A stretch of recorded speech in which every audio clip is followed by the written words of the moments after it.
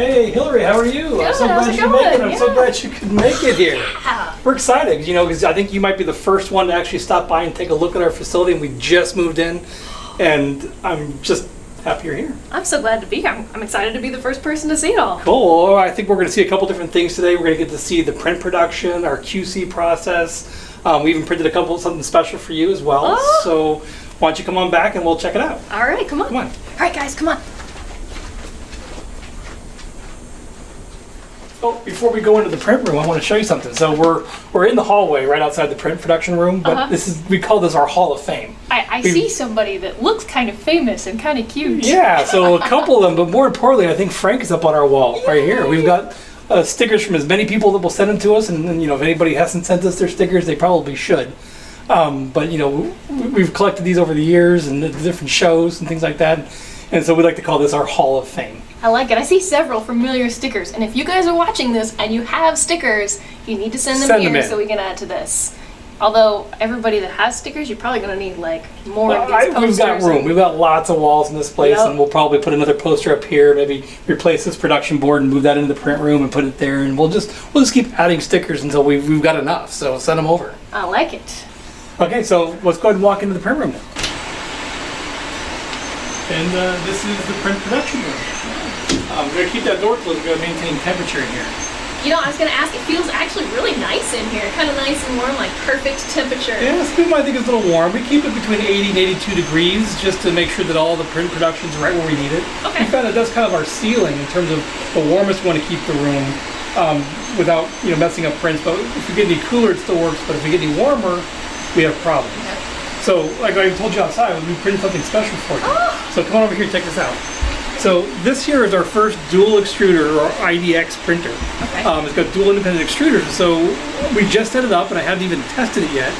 But as a test, I went ahead and printed a medallion sort of thing for you. So what I've designed, it's really simple, but it's basically a little medallion that has your name on it, Waterlog 1313, our logo, and today's date, just to commemorate your visit here. Aww. And so that is physically the test of this printer to see if it works, and in fact, it works. It does. That's pretty cool. Doing a good job.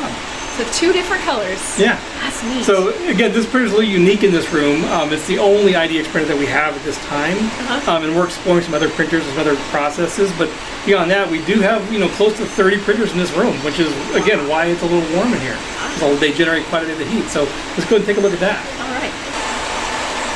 Okay, so these are actually our 3D printers. We're actually manufacturing our random flow generator here on all of these printers. In fact, this is what's interesting because this is our smallest random flow generator. It's the tiniest one that we make, a 1/4 inch. Check that out. Right off the printer, they look really good, but this is really just the first stage of this process. Wow. There's about 4 of the steps beyond here before they actually make it into the package. What? Yeah, so we take the quality of our product very seriously, and we make sure that we check them, QC them, inspect them, fit them every step of the way, all the way before they make it out to the packaging and into the customer's hands. Did you guys realize that there were so many steps that were involved in making one of these little guys? Bet you didn't. Okay, so this is basically the first stage of production. After we've printed them, and we're actually going to be getting these down the line so they can be QC'd, inspected, the first stage here is a very quick inspection. So this is a product we printed today, and this is pretty typical of a half day's worth of printing, and then we'll produce twice as much of this by the end of the day. And essentially what we do is we size each piece here and we inspect them before they go into these boxes, which we use to then transport over to the QC side. And it's interesting because we keep a library of all these different plumbing parts, from Red Sea reefer tanks, 1/4 inch lock line, 3/4 inch lock line, pipes, all the pieces and parts you might find on your aquariums are here, and we size them. So we'll take this little 1/4 inch nozzle we got back over there, and we'll make sure it fits, and if it fits, it goes into a box and moves on down the line. And so, like if we want to fit these 1/2 inch nozzles, like the ones we just printed for you, the pink ones, we're going to go ahead, we make sure they fit and they have a good, they snap on right, they have a good amount of resistance on there. And that's how we check them. We also use this light here to kind of just make sure everything looks the way it's supposed to, with a quick visual inspection. And everything looks good and it fits right, it goes into a box. See, that's good, it's good. We take that box and we actually will track this whole thing. It's got about 4 stages, this being the first one out of the room. And we'll actually write down here, date it, how many products are in here, different size, and then these will then go off to the QC team to the next step. Now, I've got to ask you before we move on, approximately how many pieces do you guys print every single day? You said this is about a half day's worth. Yeah, so we keep track of everything that we're doing on a spreadsheet here. We do this on a daily basis. So you can see today's Saturday, we've produced 173 parts today so far. But to give you an idea, like on Monday, we did 257 print hours. We produced 249 parts. So this week alone, we've done 1,275 individual parts that are going through our QC process right now. Wow, that's impressive. And you know, what did we say? 173 right now, and as we're filming, it's barely 2 o'clock. So you still have another several hours. Yeah. We'll probably end the day with a little over 250 parts, whether those be nozzles or adapters or fittings. But yeah, we're producing a lot of parts in here. On average, we'll do around 200 print hours per day. But when we're really cranking this thing out, we can do as much as 350 print hours per day for a 24-hour period. Wow. So we'll crank out there. It's a lot of plastic and a lot of printing. A lot of pieces that you're saying go through multiple inspections by hand. Yes, so every little piece that you guys have on your tank has been looked at multiple times. So this is just the first stage. And so going down the line, there's going to be 3 more stops along the way to make sure that we've got a good product.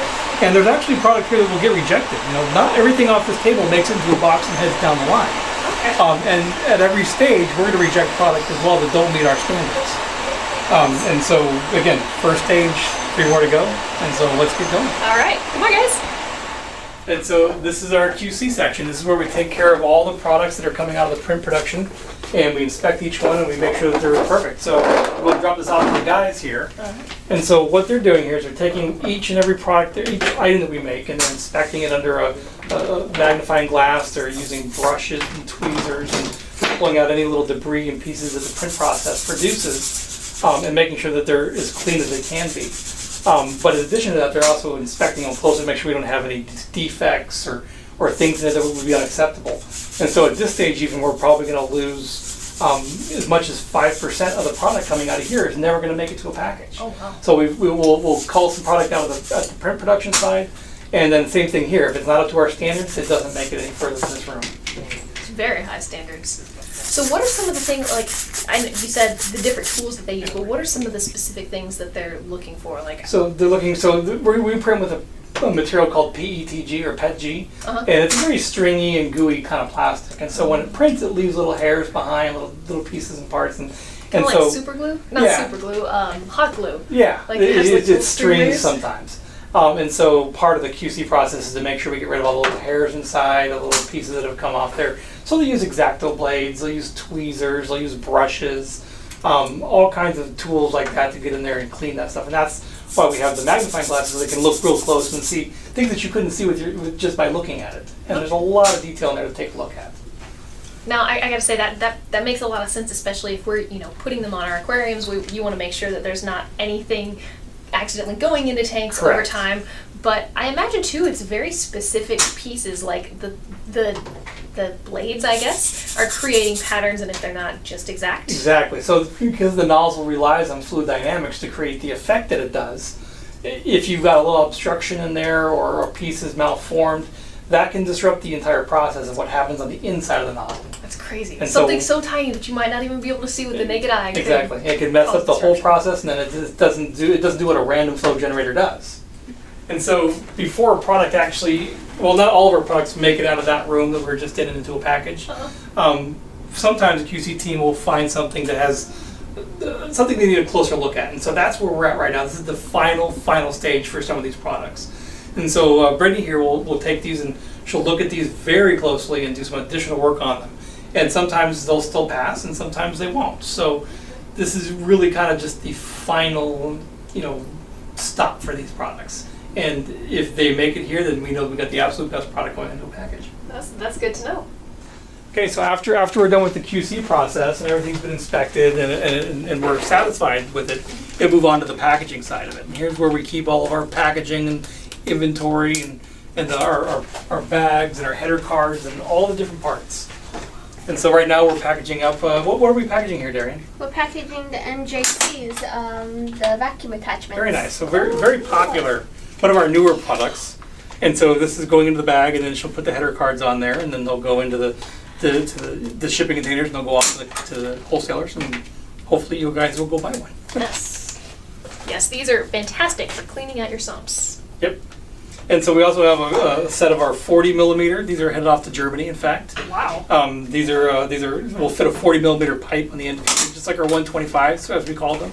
They're our 1.5 inch pipe random flow generators. Okay. Same thing. So it's almost the same size, but slightly smaller. And so we maintain all kinds of products. So we've got all of our nozzles, packaging here with the bags. We have lock lines here, lots of different lock line fittings. We have all of our packaging for all of our attachments, and then over there, all of our adapters and things like that. Wow. And so we have to maintain inventory of all of this stuff. That's a lot. So I think we have, if you count all the pieces and parts, we have close to 40 SKUs that we're maintaining. Wow. Now, I don't know about you guys that are watching this, if you were familiar with these little nozzles before, but you didn't realize like how large of a product line there is, and really how much goes into all of this. It's a lot. Yeah. So one of the final things we haven't really talked about here is how do you maintain a print farm like this? You know, we've got 30 plus printers. That's a lot, and they're working all of the time. Yeah, at least 16 hours a day. And so one thing that a lot of people don't realize, maybe they do, maybe they don't, but these have to be maintained, and there's always work. And when you have that many printers, there's always a printer that needs to be fixed.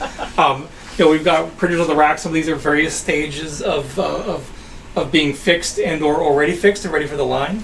But what's really important here is just the sheer number of pieces and spare parts that we keep on hand. So we keep everything from fully assembled hot ends, so we can just drop those right into the printers when they wear out, and they do wear out over time. I mean, it doesn't take long, but they'll wear out. And then we also keep nozzles, we keep springs, we keep all these different pieces and parts. Like you could actually be printing along, and this little $5 part could break, and that printer is completely useless. Wow. And these parts are hard to find. So it makes sense And so I buy them ready to go. Yeah, I'll buy like 50 of them at a time, just because we're going to need them at some point. And so we maintain a full library of spare parts for the particular printers that we use, and this is our workbench where we repair them and keep them running. Wow. So you must be an expert then at repair. I've become an expert at repair on 3D printers now, and specifically on the 3D printers that we use. So every 3D printer is a little bit different, but for the most part, since we're using FDM printers, they all have similar parts to them, regardless of which brand you're using. And a lot of them will use some of the same motors and things like that. So we don't have to maintain a specific library for each of the type printers we use, but just in general, all of the different parts. All right, that makes sense. Pretty cool. Now, I can't help but notice that some of these printers back here have some of the Marvel characters on there. They Looks do. like Thanos, Thor. Yep.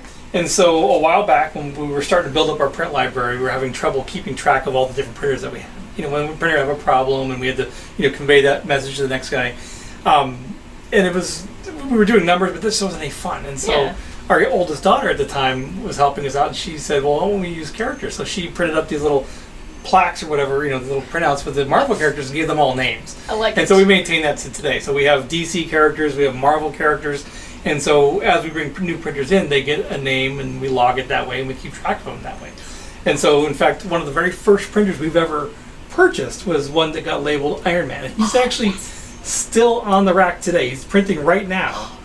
And it's 3.5 years later, he's been printing every day, 16 plus hours a day for 3.5 years. Tony Stark, you can expect nothing less. That's right. So we've gone through this whole process and seen how they're made, but if you're not familiar with them, tell us a little bit about what they look like inside, how they work. Yeah, so this is basically, all this effort is to produce a random flow generator. This is the only random flow device on the market that has no moving parts. Ooh. And it does that using an internal design that leverages fluid dynamics to randomly move the flow around the tank as it exits the nozzle. So the best way to show that is just to kind of show it to you here in this tank that we've got set up. All right. So take this random flow generator, and you can see that right now we're hitting just the one fan there because there's nothing on there, but you take the RFG nozzle, you drop it on the end of the return line, and it will instantly begin to randomize the flow. And all of a sudden, all of the fans are moving. They're moving at different times, at different paces, and that's because what it's doing is it's literally redirecting the flow as it exits the nozzle. That's pretty cool. And so we've got this very large version here. I can kind of show it to you. This is a little easier to see inside because it's definitely bigger than that one is. And so what you can see is you can see the internal design here. And so it uses a set of like an internal helix connected to eductors and a jet. And those three parts work together to create a pressure imbalance inside the nozzle. And that imbalance causes the flow exiting the center to be pulled left, right, up, and down. Oh. And so it almost acts like a 5-channel nozzle where it has 5 individual channels and only one channel is active at a time. So flow exits the nozzle left, and then it will go up, and then it will go down, and it will go left, and it will go right, but only one direction at a time. And that's where the word random comes from. It's a random flow. There's nothing inside the nozzle that dictates which way it should go next. Huh. And in fact, the turbulence it creates in the aquarium is what actually facilitates the randomness of it. Oh. And it causes it to be more random. Huh. Wow. It's really That's tricky. pretty cool. It's amazing, like something so simple, especially on the outside, you would have no idea that. I guess there's so much. There's a lot of things going on the inside here that cause this to happen and it cause the effect to work. And we work very hard to kind of dial this in and get it to the point where you just pop it on and it works every time. And you know, it's definitely unique. I would say so. And as we talked about, we did print something special for you in your aquarium. Thank you. And so if you give me a minute here, I'm gonna switch this out. Now, I've only done this one at a time before, so let's see if I can do it again. So All right. let me try this here. That looks a little bit big. I don't think it's gonna work. Okay, let's concentrate. 1, 2, 3. Ah, wow, there we go. I wish they all printed that fast. But anyways, here, I'm gonna put that in the package for you.